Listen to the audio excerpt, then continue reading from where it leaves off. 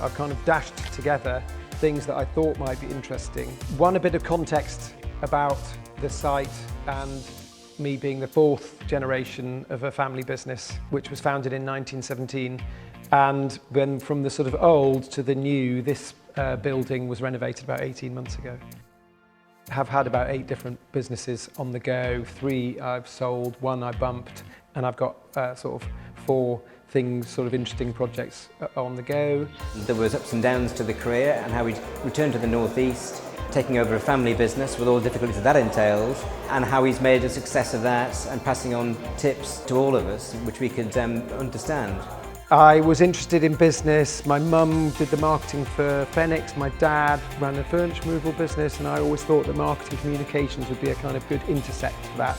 I set up a business with me and a design partner, and we grew that to 400 people with venture capital through acquiring different firms and bolting them together. The challenges of that are, how do you get the synergies? Is there a reason for these businesses to be bolted together to make them better than the sum of their parts?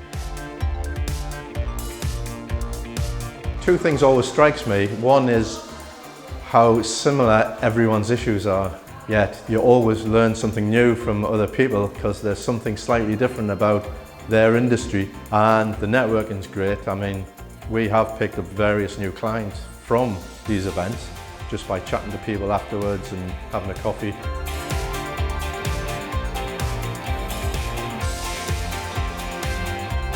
Having built a company to 50 million turnover with 27 million quid's worth of venture capital that bumped when the queues were outside Northern Rock, I felt a bit more Buddhist, having lost everything.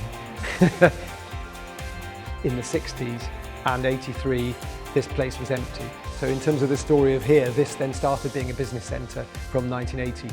And so, contrary to some popular myth, you know, this is an overnight success of me being involved, but it's not really. It's 20 plus, whatever that is, 30 years in the making to turn it into a business centre. It's invaluable to us to listen to the stories of how other people have taken their businesses from small to medium, medium to large, and speaking to people who have actually done that and dealt with challenges is just excellent, because you tend to think that you suffer from these things on your own, and you don't. But you come to events like the Entrepreneurs Forum and you hear success stories, and it really makes you feel great about our region. The region's really buoyant and there's some smart, clever people doing great work. You get access to that from the Entrepreneurs Forum.